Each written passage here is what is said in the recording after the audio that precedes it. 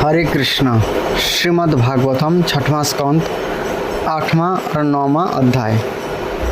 नारायण कवच का उपदेश, विश्वरूप का बौत, बत्रासुर द्वारा देवताओं की हार और भगवान की प्रेरणा से देवताओं का दधीची ऋषि के पास जाना। 8वां अध्याय, नारायण कवच का उपदेश। राजा परीक्षित ने पूछा, भगवान, देवराज इंद्र ने जिससे सुरक्षित होकर शत्रुओं की चतुरंगिणी सेना को खेल खेल में अनायास से जीतकर त्रिलोक की राजलक्ष्मी का उपभोग किया, आप उस नारायण कवच को मुझे सुनाइए और वह भी बतलाइए कि उन्होंने उससे सुरक्षित होकर रणभूमि में किस प्रकार आक्रमणकारी शत्रुओं पर विजय प्राप्त की। श्री सुखदेव जी ने कहा, परीक्षित, जब देवताओं ने विश्वरूप को पुरोहित बना लिया तब देवराज इंद्र के प्रश्न करने पर विश्वरूप ने उन्हें नारायण कवच का उपदेश किया। तुम एकाग्र चित्त से इसका श्रवण करो। आप श्रीमद् भागवतम में जा कर के मूल श्लोक देख सकते हैं संस्कृत में, ये सब हिंदी में है।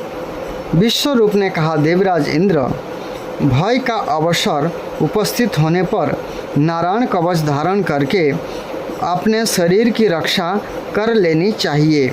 इसकी विधि यह है कि पहले हाथ पैर धोकर आचमन करें, फिर हाथ में कुश की पवित्र धारण करके उत्तर मुंह बैठ जाएं। इसके बाद कवच धारण पर्यंत और कुछ न बोलने का निश्चय करके पवित्रता से ओम नमः नारायण और ओम नमः भगवते वासुदेवाय इन मंत्रों के द्वारा हृदय आदि अंगन्यास तथा अंगुष्ठी आदि करन्यास करे। पहले ओम नमः नारायणाय इस अष्टाक्षर मंत्र के ओम आदि पाठ अक्षरों का क्रमशः पैरों, घुटनों, जंघों, पेट, हृदय, वक्षस्थल, मुख और सिर में न्यास करे अथवा पूर्वोक्त मंत्र के मकार से लेकर ओंकार पर्यंत 8 अक्षरों का सिर से आरंभ करके उन्हीं 8 अंगों में विपरीत क्रम से न्यास करे। तदंतर ओम नमो भगवते वासुदेवाय इस 12 अक्षर मंत्र के ओम आदि 12 अक्षरों का दाईं तर्जनी से बाईं तर्जनी तक दोनों हाथों की 8 उंगलियों और दोनों अंगूठों की 2-2 गांठों में न्यास करे अर्थात जप करे। फिर ओम विष्णवे नमो इस मंत्र के पहले अक्षर ओम का हृदय में बी का ब्रह्मरंध्र में, श का भौहों के बीच में, न का चोटी में, वे का दोनों नेत्रों में और न का शारीरिक सब गांठों में न्यास करे अर्थात जप करे। तदंतर ओम मह अस्त्राय फट कहकर दिग्बंध करे अर्थात जो 10 दिशा है उसको बंद करे। इस प्रकार न्याय करने से इस विधि को जानने वाला पुरुष मंत्र स्वरूप हो जाता है। इसके बाद समग्र ऐश्वर्य, धर्म, यश, लक्ष्मी, ज्ञान और वैराग्य से परिपूर्ण इष्ट देव भगवान का ध्यान करे और अपने को भी तद्रूप ही चिंतन करे भगवान विष्णु का। तत्पश्चात विधा, तेज और तप स्वरूप इस कवच का पाठ करे। भगवान श्री हरि गरुड़ जी की पीठ पर अपने चरण कमल रखे हुए हैं। अनिमा आदि 8 सिद्धियां उनकी सेवा कर रहे हैं। 8 हाथों में शंख, चक्र, ढाल, तलवार, गदा, बाण, धनुष और पास अर्थात फंदा धारण किए हुए हैं। ये भगवान विष्णु का गुणगान ये संस्कृत में होता है, पाठ है, वो यहाँ पर हिंदी में दिया गया है। ये भी ओंकार स्वरूप प्रभु सब प्रकार से सब ओर से मेरी रक्षा करे, इस प्रकार से प्रार्थना किया जाता है। मत्स्य मूर्ति भगवान जल के भीतर जल जंतुओं से और वरुण के पास से मेरी रक्षा करे। माया से ब्रह्मचारी का रूप धारण करने वाले वामन भगवान स्थल पर और विश्वरूप श्री त्रिविक्रम भगवान आकाश में मेरी रक्षा करे। जिनके घोर अट्टहास से सब दिशाएं गूंज उठी थी और गर्भवती दैत्य पत्नियों के गर्भ गिर गए थे।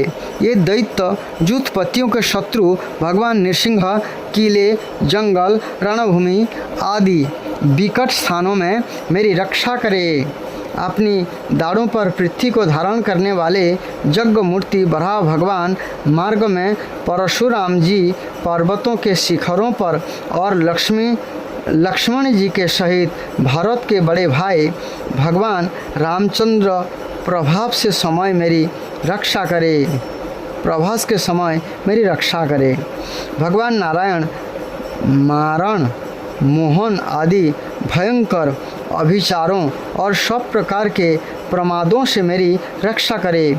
ऋषि श्रेष्ठ नर गर्भ से जोगेश्वर भगवान दत्तात्रेय योग के विघ्न से और विष्णु नाधिपति भगवान कपिल कर्म बंधन से मेरी रक्षा करे।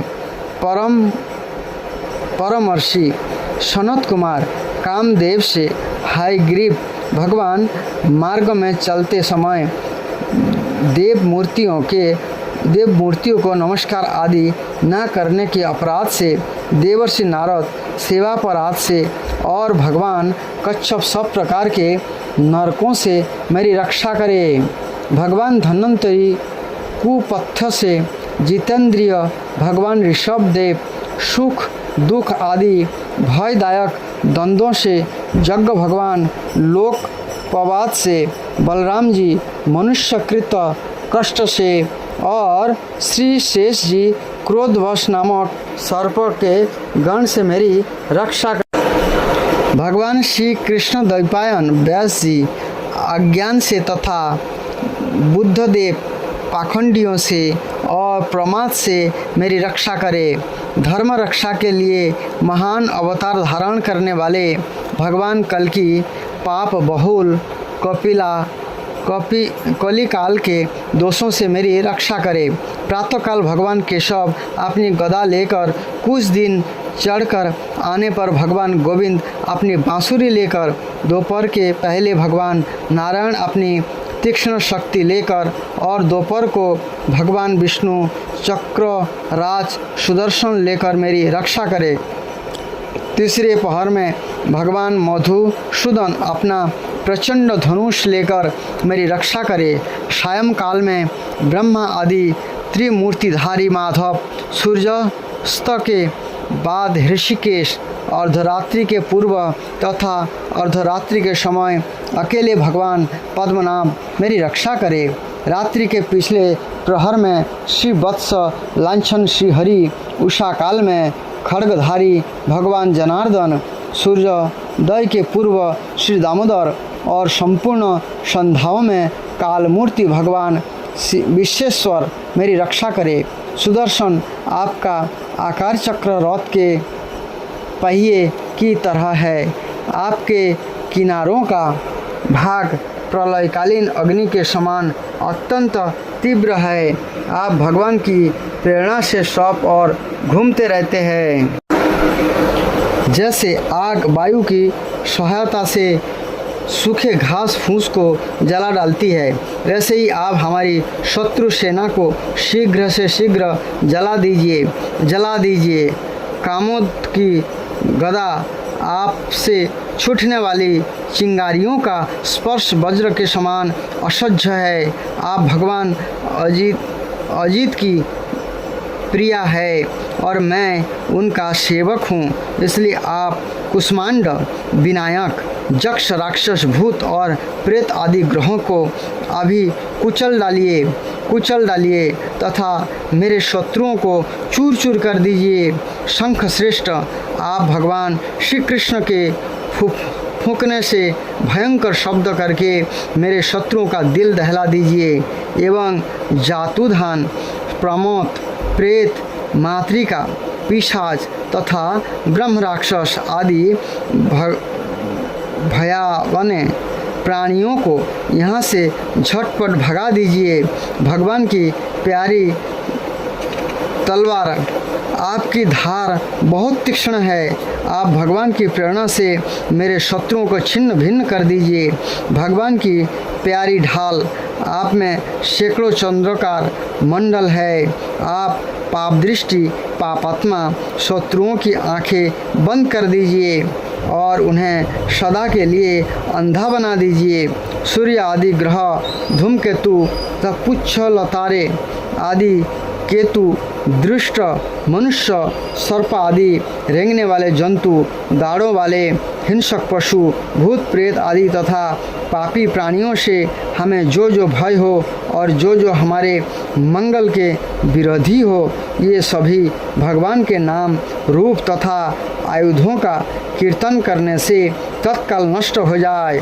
बृहत रथंतर आदि सामवेदियों स्तोत्रों से जिनकी स्तुति की जाती है, ये वेद मूर्ति भगवान गरुड़ और विश्वसेन जी आपने नामोच्चारण के प्रभाव से हमें सब प्रकार की विपत्तियों से बचाएं। श्री हरि नाम रूप वाहन आयुध और श्रेष्ठ पार्षद हमारी बुद्धि, इंद्रियों, मन और प्राणों को सब प्रकार की आपत्तियों से बचाएं।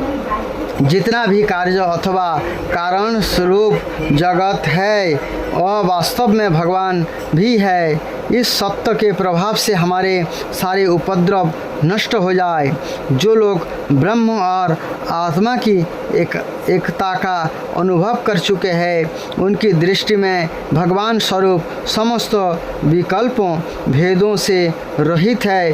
फिर भी अपनी माया शक्ति के द्वारा भूषण, आयुध और रूप नामक शक्ति को धारण करते हैं।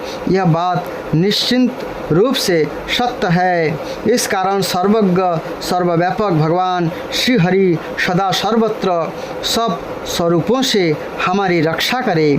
जो अपने भयंकर अट्टहास से सब लोगों के भय को भगा देते हैं और अपने तेज से सबका तेज ग्रस्त लेते हैं। ये भगवान नृसिंह दिशा विदिशा में नीचे ऊपर बाहर भीतर सब और हमारी रक्षा करे। देवराज इंद्र, मैंने तुम्हें यह नारायण कवच सुना दिया। इस कवच से तुम अपने को सुरक्षित कर लो। बस फिर तुम अनायास ही सब दैत्य जुतपतियों को जीत लोगे। इस नारायण कवच को धारण करने वाला पुरुष जिसको भी अपने नेत्रों से देख लेता अथवा पैर से छू लेता है, वह तत्काल समस्त भयों से मुक्त हो जाता है। जो इस वैष्णवी विधा को धारण कर लेते हैं, उसे राजा, डाकू, प्रेत, पिशाच आदि और बाघ आदि हिंसक जीवों से कभी किसी प्रकार का भय नहीं होता। देवराज, प्राचीन काल की बात है, एक कौशिक गोत्र ब्राह्मण ने इस विधा को धारण करके योग धारणा से अपनी शरीर मरुभूमि में त्याग दिया। यहाँ उस ब्राह्मण का शरीर पड़ा था। उसके ऊपर से एक दिन गंधर्वराज चित्ररथ अपनी स्त्रियों के साथ विमान पर बैठकर निकले। वहाँ आते ही ये नीचे की ओर सिर किए विमान सहित आकाश से पृथ्वी पर गिर पड़े।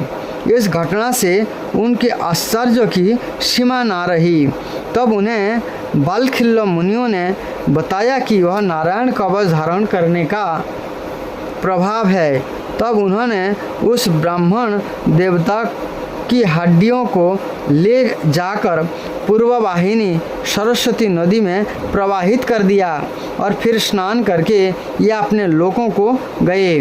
श्री सुखदेव जी कहते हैं, परीक्षित, जो पुरुष इस नारायण कवच को समय पर सुनता है और जो आदरपूर्वक इसे धारण करता है, उसके सामने सभी प्राणी आदर से झुक जाते हैं और वह सब प्रकार के भय से मुक्त हो जाते हैं। परीक्षित, शतक्रतु इंद्र ने आचार्य विश्वरूप जी से यह वैष्णवी विधा प्राप्त करके रणभूमि में असुरों को जीत लिया और वे त्रैलोक्य लक्ष्मी जी का उपभोग करने लगे। तो यहाँ पर तात्पर्य में कुछ इस प्रकार का वर्णन है।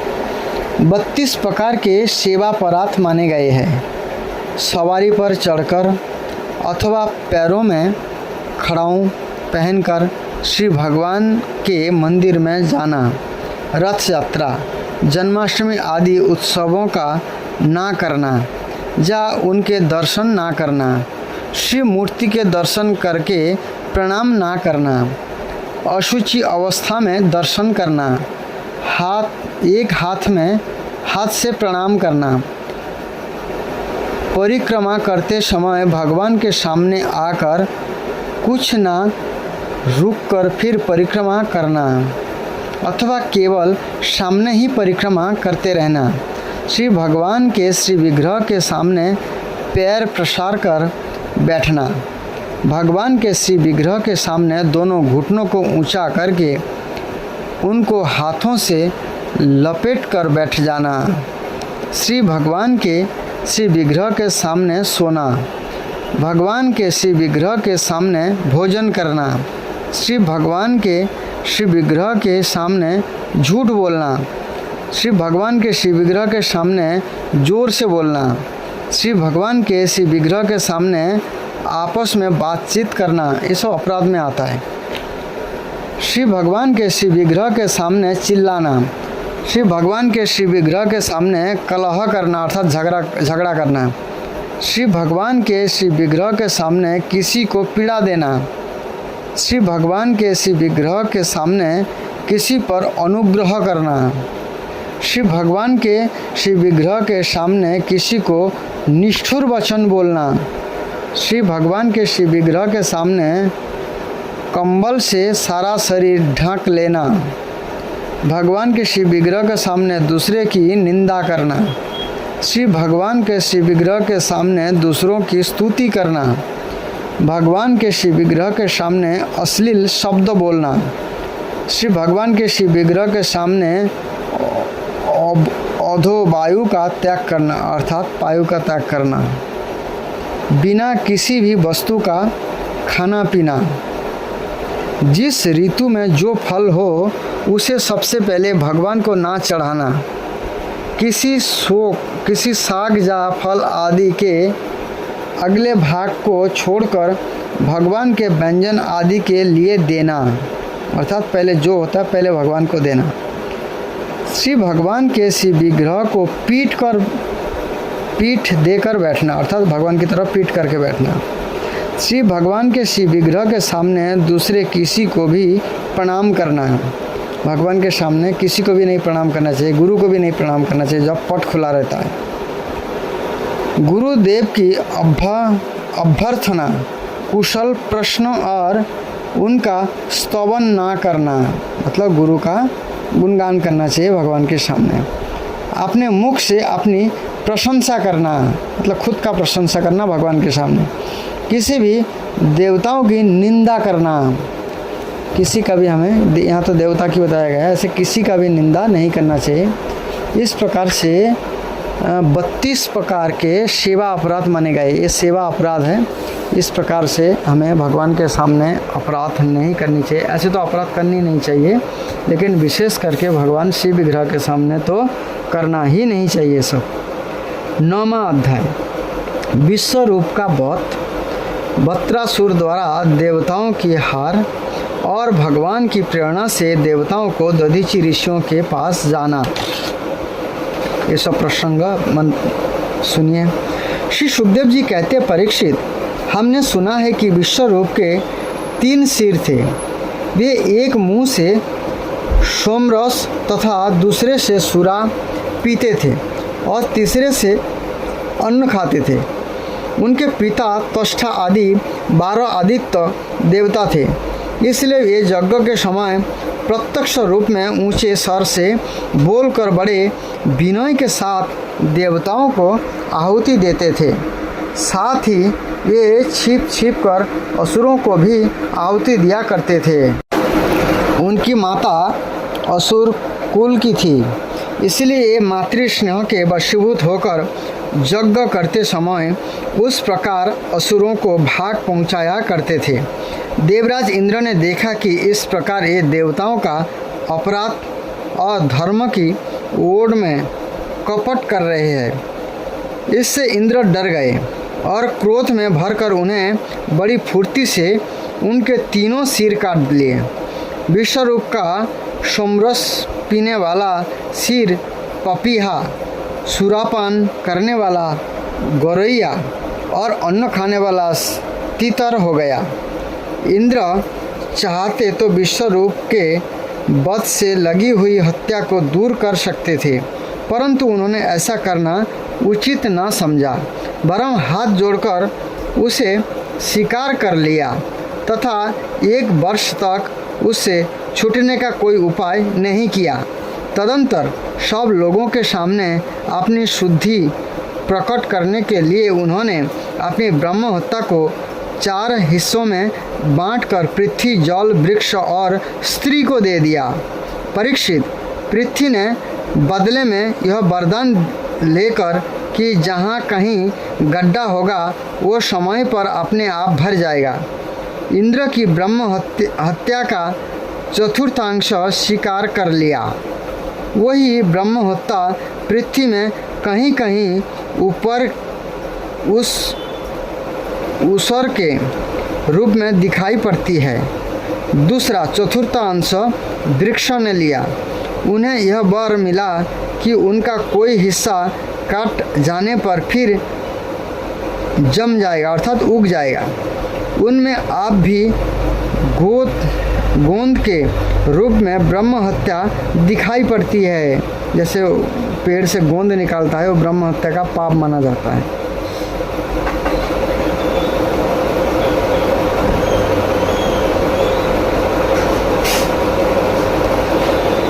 स्त्रियों ने यह वर पाकर कि ये सर्वदा पुरुषों का सहवास कर सकेगा, ब्रह्म हत्या का तीसरा चतुर्थांश स्वीकार किया और उसके ब्रह्म हत्या प्रत्येक महीने में रज के रूप में दिखाई पड़ते हैं। जो मंथली पीरियड होती है, ये ब्रह्म हत्या का पाप ही है। एक प्रकार ये ब्रह्म हत्या का पाप है और स्त्रियों को सहवास में पुरुष जीत नहीं सकता है, ये आशीर्वाद दिया इंद्र ने।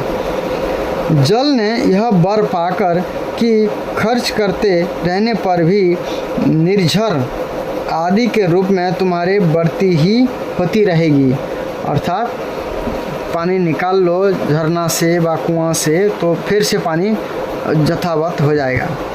ब्रह्म हत्या का चौथांश स्वीकार किया। फैन, बुदबुद आदि के रूप में वही ब्रह्म हत्या दिखाई पड़ती है। मतलब जो फैन आता है, फैन उड़ता है जल में, ये सब ब्रह्म हत्या का दिखाई पड़ता है। ये ब्रह्म हत्या का पाप उन्होंने जल ने लिया, लेकिन आशीर्वाद दे दिया इंद्र ने, ये जल निकाल लेने पर भी उतना जल हो जाएगा फिर से। अतः मनुष्य उसे हटाकर जल ग्रहण किया करते हैं। जो फैन होता है, बुदबुद होता है, उसको हटा करके जल पीना चाहिए व लेना चाहिए। फैन वाला पानी जो है पीना नहीं चाहिए, वो ब्रह्म हत्या होती है। विश्वरूप की मृत्यु के बाद उनके पिता त्वष्टा, हे इंद्र, शास्त्र तुम्हारा अभिवृद्धि हो और शीघ्र से शीघ्र तुम अपने शत्रु को मार डालो।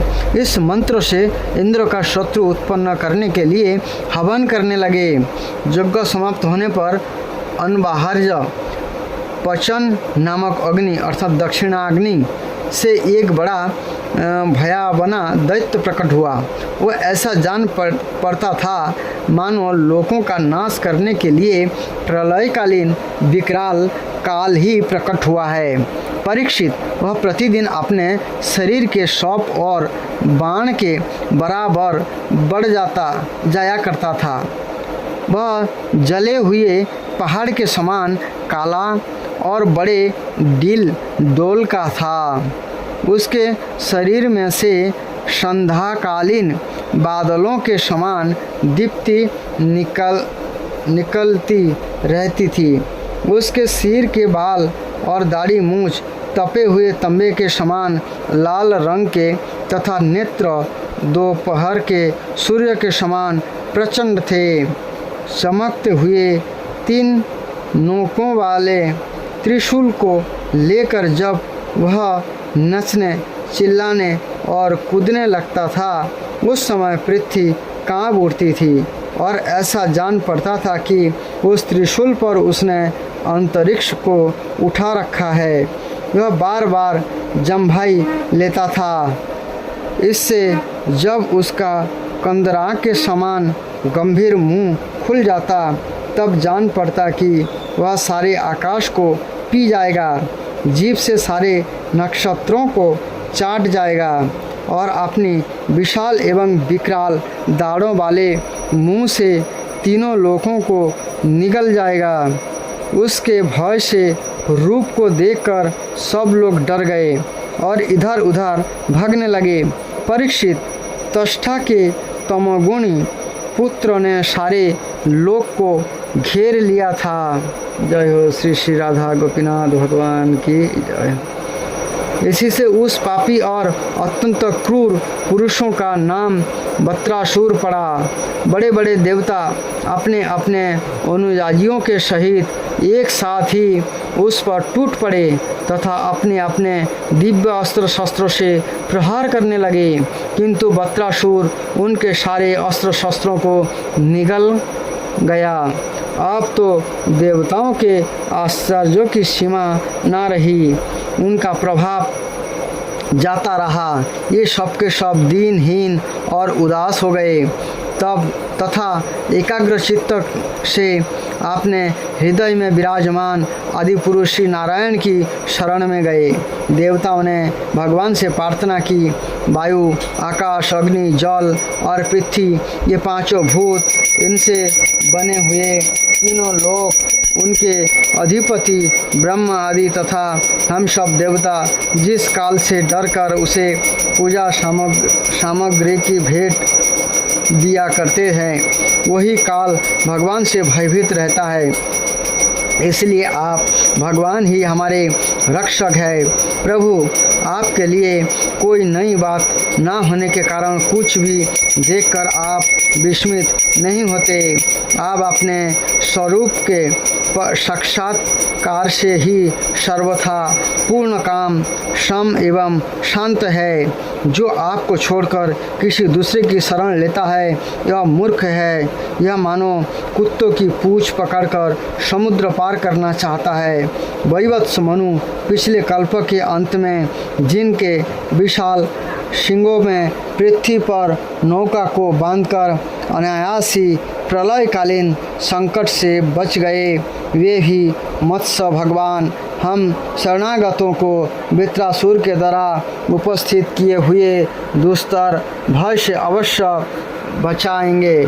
प्राचीन काल में प्रचंड पवन के थपेड़ों से उठी हुई उत्ताल तरंगों की गर्जना के कारण ब्रह्मा जी भगवान के नाभि कमल से अत्यंत भयानक प्रलयकालीन जल में गिर पड़े थे। यद्यपि ये असहाय थे, तथापि जिनकी कृपा से ये उस विपत्तियों से बच सके, ये भी भगवान हमें इस संकट से पार करे।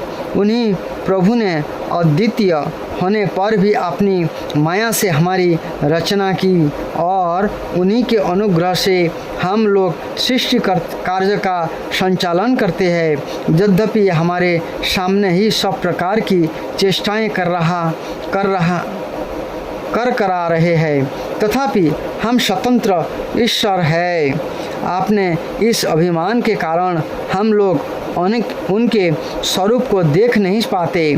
ये प्रभु जब देखते हैं कि देवता अपने शत्रुओं से बहुत पीड़ित हो रहे हैं, तब ये वास्तव में निर्विकार होने पर भी अपनी माया का आश्रय लेकर देवता, ऋषि, पशु, पक्षी और मनुष्य आदि जोनियों में अवतार लेते हैं तथा जुग जुग में हमें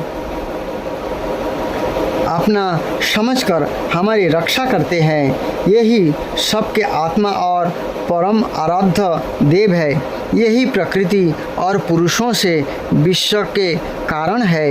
ये विश्व से पृथक भी है और विश्व रूप भी है। हम सब उन्हीं शरणावत्सल भगवान श्री हरि की शरण ग्रहण करते हैं। उदार शिरोमणि प्रभु अवश्य ही अपने निज जन हम देवताओं का कल्याण करेंगे। श्री सुखदेव जी कहते हैं, महाराज, जब देवताओं ने इस प्रकार भगवान की स्तुति की तब स्वयं शंख चक्र गदा पद्मधारी भगवान उनके सामने पश्चिम की ओर अंतर्देश में प्रकट हुए। भगवान के नेत्र शरतकालीन कमल के समान खिले हुए थे। उनके साथ 16 पार्षद उनकी सेवा में लगे हुए थे। ये देखने में सब प्रकार से भगवान के समान ही थे। केवल उनके वक्षस्थल पर श्रीवत्स का चिन्ह और गले में कस्तूभ मणि नहीं थी। जो भगवान के पार्षद होते हैं वो भगवान की तरह देखने में होते हैं, लेकिन भगवान के गले में केवल कस्तूभ मणि होते हैं और श्रीवत्स चिन्ह होते हैं। यही अंतर होते हैं भगवान के और भक्तों में, भगवान के धाम वैकुंठ लोक में। परीक्षित, भगवान का दर्शन पाकर सभी देवता आनंद से विह्वल हो गए। उन लोगों ने धरती पर लौटकर साष्टांग दंडवत प्रणाम किया। फिर धीरे धीरे उठकर ये भगवान की स्तुति करने लगे। इसलिए भगवान को कभी भी प्रणाम किया जाता है, पुरुष लोग जो है साष्टांग दंडवत प्रणाम करें। स्त्रियों के लिए आधा प्रणाम है, कभी भी स्त्रियों को लेट के प्रणाम नहीं करनी चाहिए और भगवान को बाएं हाथ में रख करके ही प्रणाम करना चाहिए और गुरु को जो है सीधा प्रणाम करना चाहिए। देवताओं ने कहा, भगवान, यज्ञ में स्वर्ग आदि देवों की शक्ति तथा उनके फल की सीमा निश्चित करने वाले काल भी आप ही है। यज्ञों में विघ्न डालने वाले दैत्यों को आप चक्रों से छिन्न भिन्न कर डालते हैं। इसलिए आपके नामों की कोई सीमा नहीं है। हम आपको बार बार नमस्कार करते हैं।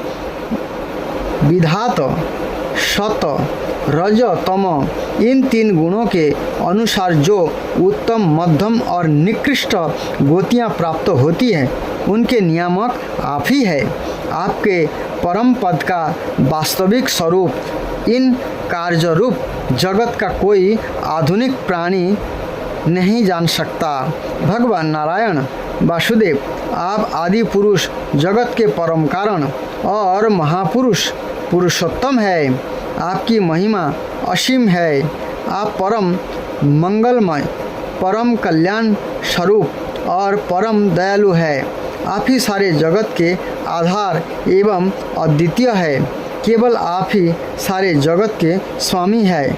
आप सर्वेश्वर है तथा सौंदर्य और मृदुलता की अधिष्ठात्री देवी लक्ष्मी के परम पति है। प्रभु परमहंस परिव्राजक विरक्त महात्मा जब आत्मा संयम रूप परम समाधि से भली भांति आपका चिंतन करते हैं तब उनके शुद्ध हृदय में परमहंस के धर्म वास्तविक श्रीमद् भगवत भजन का उदय होता है। इससे उनके हृदय के अज्ञान रूप किवाड़ खुल जाते हैं और उनके आत्मलोकों में आप आत्मानंद के रूप में बिना किसी आवरण के प्रकट हो जाते हैं और ये आपका अनुभव करके निहाल हो जाते हैं। हम आपको बार बार नमस्कार करते हैं। भगवान, आपकी लीला का रहस्य जानना बड़ा ही कठिन है, क्योंकि आप बिना किसी आश्रय और प्रकृति शरीर के हम लोगों के सहयोग की अपेक्षा ना करके निर्गुण और निर्विकार होने पर भी स्वयं ही इस सगुण जगत की सृष्टि, रक्षा और संहार करते हैं। भगवान, हम लोग यह बात भी ठीक नहीं समझ पाते कि सृष्टि कर्म में आप देवदत्त आदि किसी व्यक्ति के समान गुणों के कार्यरूप इस जगत में जीव रूप से प्रकट हो जाते हैं और कर्म के अधीन होकर आपने किए अच्छे बुरे कर्मों का फल भोगते हैं, अथवा आप आत्माराम, शांत स्वभाव एवं सबसे उदासीन साक्षी मात्र रहते हैं तथा सबको समान देखते हैं। हम तो यह समझते हैं कि यदि आप में ये दोनों बातें रहें तो भी कोई विरोध नहीं है, क्योंकि आप स्वयं भगवान हैं। आपके गुण अगणित है, महिमा अगाध है और आप सर्वशक्तिमान हैं। आधुनिक लोग अनेकों प्रकार के विकल्प, वितर्क, विचार, झूठे प्रमाण और कुतर्कपूर्ण शास्त्र का अध्ययन करके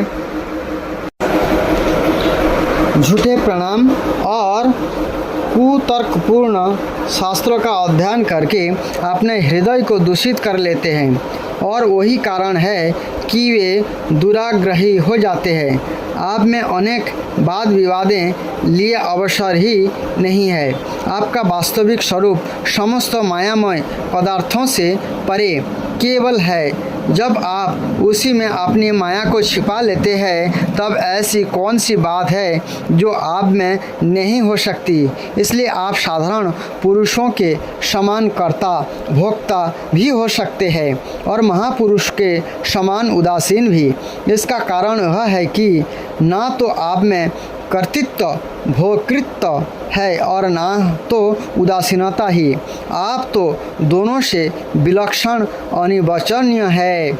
जैसे एक ही रस्सी का टुकड़ा भ्रांत पुरुषों को सर्प, माला, धारा आदि के रूप में प्रतीत होता है, किंतु जानकार को रस्सी के रूप में, वैसे ही आप भी भ्राम बुद्धि वालों को कर्ता भोक्ता आदि अनेक रूपों में दिखते हैं और ज्ञान को शुद्ध सच्चिदानंद के रूप में आप सभी को बुद्धि का अनुसरण करते हैं। विचार पूर्वक देखने से मालूम होता है कि आप ही समस्त वस्तुओं में वस्तुत्व के रूप से विराजमान है, सबके स्वामी है और संपूर्ण जगत के कारण ब्रह्मा, प्रकृति आदि के भी कारण है। आप सबके अंतर्यामी अंतरात्मा है। इसलिए जगत में जितने भी गुण दोष प्रतीत हो रहा है उन सब की प्रतीतियाँ अपने अधिष्ठान स्वरूप आपका ही संकेत करती है और श्रुतियों ने समस्त पदार्थों का निषेध करके अंत में निषेधों की अविधि के रूप में केवल आपको ही शेष रखा है। मधुसूदन, आपकी अमृतमयी महिमा रस का अनंत समुद्र है। उसके नन्हे से शिकर का भी अधिक नहीं। एक बार भी स्वाद चख लेने से हृदय में नित्य निरंतर परमानंद की धारा बहने लगती है। उसके कारण आप तक जगत में विषय भोगों के जितने भी लेश मात्र प्रकृति मात्र दुख का अनुभव हुआ है या परलोक आदि के विषय में सुना गया है, यह सब का सब जिन्होंने भुला दिया है।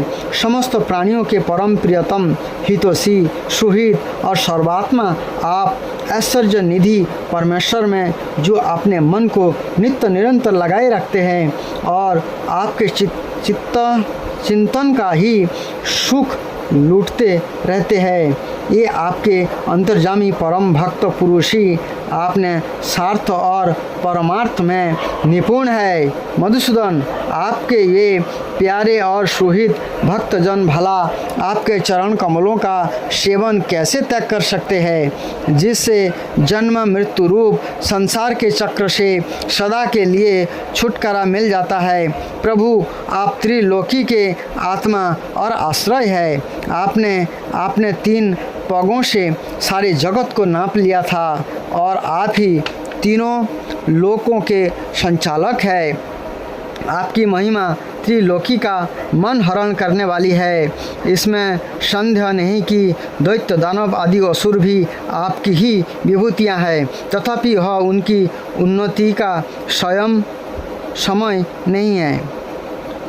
समय नहीं है। यह सोचकर आप अपनी जोग माया से देवता, मनुष्य, पशु, नृसिंह आदि मिश्रित और मत्स्य आदि जलचरों के रूप में अवतार ग्रहण करते और उनके अपराध के अनुसार उन्हें दंड देते हैं।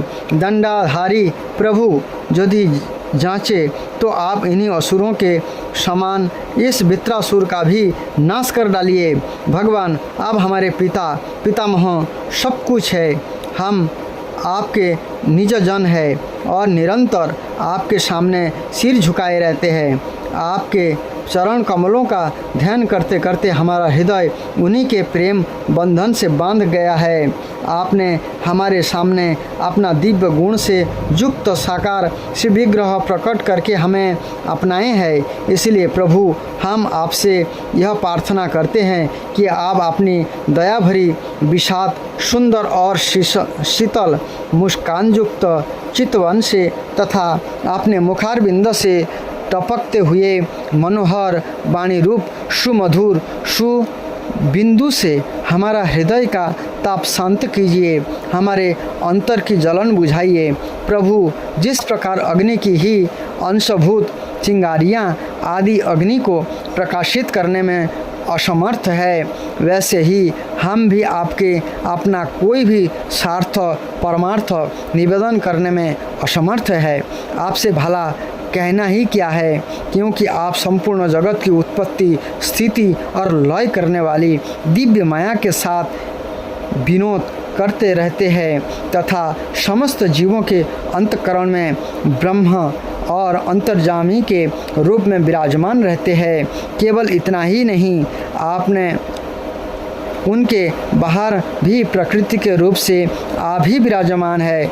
जगत में जितने भी देश, काल, शरीर और अवस्था आदि है, उनके उपादान और प्रकाश के रूप में आप ही उनका अनुभव करते रहते हैं। आप सभी वृत्तियों के साक्षी है।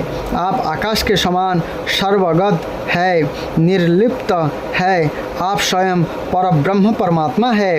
अतएव हम अपना अभिप्राय आपसे निवेदन करें, इसकी अपेक्षा न रखकर जिस अभिलाषा से हम लोग यहाँ आए हैं उसे पूर्ण कीजिए। आप अचिंत, ऐश्वर्य संपन्न और जगत के परम गुरु है। हम आपके चरण कमलों की छत्र छाया में आए हैं, जो विविध पापों के फलस्वरूप जन्म मृत्यु रूप संसार में भटकने की थकावटों को मिटाने वाली है।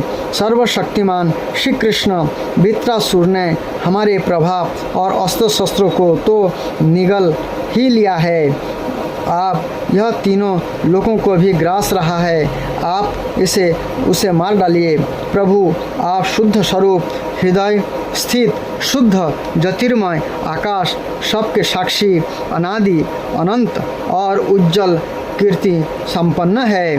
संत लोग आपका ही संग्रह करते हैं। संसार के पथिक जब घूमते घूमते आपकी शरण में आ पहुँचते हैं, तब अंत में आप इन्हें परमानंद स्वरूप अभीष्ट फल देते हैं और इस प्रकार उनके जन्म जन्मांतर के कष्ट को हर लेते हैं। प्रभु, हम आपको नमस्कार करते हैं। देखिए यहाँ पर किस प्रकार भगवान श्री कृष्ण से, भगवान विष्णु से जो है देवता लोग कैसे अनुनय विनय करते हैं, कैसे प्रार्थना करते हैं। इसलिए हमें भी बुद्धिमान बनना चाहिए। ऐसे देवता लोगों के शरण में ना जा कर के सीधा भगवान श्री कृष्ण की शरण में जाना चाहिए, क्योंकि श्री कृष्ण ही सब कुछ दे सकते हैं। इसलिए हमें श्री कृष्ण की शरण में रहना चाहिए, कृष्ण सेवा में लगना चाहिए। श्री सुखदेव जी कहते हैं, परीक्षित, जब देवताओं ने बड़े आदर के साथ इस प्रकार भगवान का स्तवन किया, तब वे अपने स्तुति सुनकर बहुत प्रसन्न हुए तथा उनसे कहने लगे। श्री भगवान ने कहा, श्रेष्ठ देवताओं, तुम लोगों ने स्तुति युक्त ज्ञान से मेरी उपासना की है, इससे मैं तुम लोगों पर प्रसन्न हूँ। इस स्तुति के द्वारा जीवों को अपने वास्तविक स्वरूप की स्मृति और मेरी भक्ति प्राप्त होती है। देव शिरोमणियों, मेरे प्रसन्न हो जाने पर कोई भी वस्तु दुर्लभ नहीं रह जाती। तथापि मेरे अंतर अनन्य प्रेमी तत्ववेत्ता भक्त मुझसे मेरे अतिरिक्त और कुछ भी नहीं चाहते।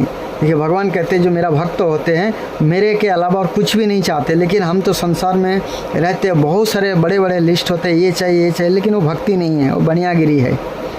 जो पुरुष जगत के विषय को सत्य समझता है, यह नासमझ अपने वास्तविक कल्याण को नहीं जानता।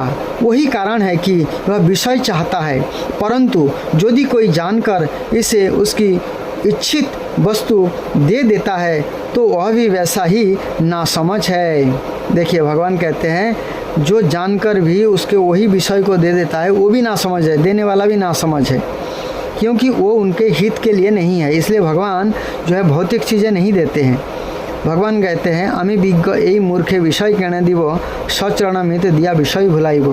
मैं सबसे विज्ञ व्यक्ति हूँ, जो मेरे भक्त है मैं उसको विषय नहीं देता हूँ, अपना चरण देता हूँ, उनको अपना भक्ति प्रदान करता हूँ और उनको विषय को मैं भुला देता हूँ, उसको शुद्ध करता हूँ और अपने धाम में ले जाता हूँ जहाँ पे जन्म मृत्यु का चक्र नहीं होता, कोई कष्ट नहीं होता है। ऐसे भगवान अपने धाम ले जाते हैं। जो पुरुष मुक्ति का स्वरूप जानता है वह अज्ञानी को भी कर्मों में फंसने का उपदेश नहीं देता। ऐसे रोगी के चाहते रहने पर भी सदैव उसे कुपथ नहीं देता। देवराज इंद्र, तुम लोगों का कल्याण हो, आप देर मत करो। ऋषि शिरोमणि दधीचि के पास जाओ और उनसे इसका शरीर जो उपासना, व्रत तथा तपस्या के कारण अत्यंत दृढ़ हो गया है मांग लो। दधीचि ऋषियों को शुद्ध ब्रह्म का ज्ञान है। अश्विनी कुमार को घोड़े के सिर से उपदेश करने के कारण उनका एक नाम अश्वशिर भी है। उनके उपदेश की हुई आत्मा विधा के प्रभाव से ही दोनों अश्विनी कुमार जीवन मुक्त हो गए। अर्थ वेदी दधीचि ऋषि ने ही पहले मेरे स्वरूप भूत अवेद नारायण कवच का त्वष्टा को उपदेश किया था। त्वष्टा ने वही विश्व रूप को दिया और विश्व रूप से तुम्हें मिला। दधीचि ऋषि धर्म के परम मर्मज्ञ है। ये तुम लोगों को अश्विनी कुमार के मांगने पर अपने शरीर के अंग अवश्य दे देंगे। इसके बाद विश्वकर्मा के द्वारा उन अंगों से एक श्रेष्ठ आयुध तैयार करा लेना। देवराज, मेरी शक्ति से युक्त होकर तुम उसी शास्त्र के द्वारा वृत्रासुर का सिर काट डालोगे। देवताओं, वृत्रासुर के मर जाने पर तुम लोगों को फिर से तेज अस्त्र शस्त्र और संपत्तियां प्राप्त हो जाएंगे। तुम्हारी कल्याण अवश्यंभावी है, क्योंकि मेरे शरणागतों को कोई सता नहीं सकता। यह कथा दधीचि ऋषि का कथा इस प्रकार है। दधीचि ऋषि को प्रवर्ग अर्थात यज्ञ कर्म विशेष और ब्रह्म विधा का उत्तम ज्ञान है। यह जानकर एक बार उनके पास अश्विनी कुमार आए और उनसे ब्रह्म विधा का उपदेश करने के लिए प्रार्थना की। दधीचि मुनि ने कहा, इस समय मैं एक कार्य में लगा हुआ हूँ, इसलिए फिर किसी समय आना। इस पर अश्विनी कुमार चले गए। उनके जाते ही इंद्र आकर कहा, मुने, अश्विनी कुमार वैद है, इन्हें तुम ब्रह्म विद्या का उपदेश मत करना। यदि तुम मेरी बात ना मानकर उन्हें उपदेश करोगे तो मैं तुम्हारा सिर काट डालूंगा। जब ऐसा कहकर इंद्र चले गए तब अश्विनी कुमारों ने आकर फिर वही प्रार्थना की। मुनि ने इंद्र का सब वृत्तांत सुनाया। उस पर अश्विनी कुमारों ने कहा, हम पहले ही आपका यह सिर काट कर घोड़े का सिर जोड़ देंगे, इससे आप हमें उपदेश करें। और जब इंद्र आपका घोड़े का सिर काट देंगे तब हम फिर असली सिर जोड़ देंगे। मुनि ने मिथ्या भाषण के भय से उनका कथन स्वीकार कर लिया।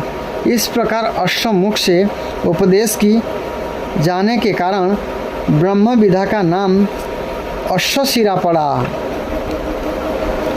तो इस प्रकार से अश्विनी कुमार को ज्ञान भी मिल गया और इंद्र ने दधीचि ऋषि का सिर भी काट डाला, सारा काम बन गया।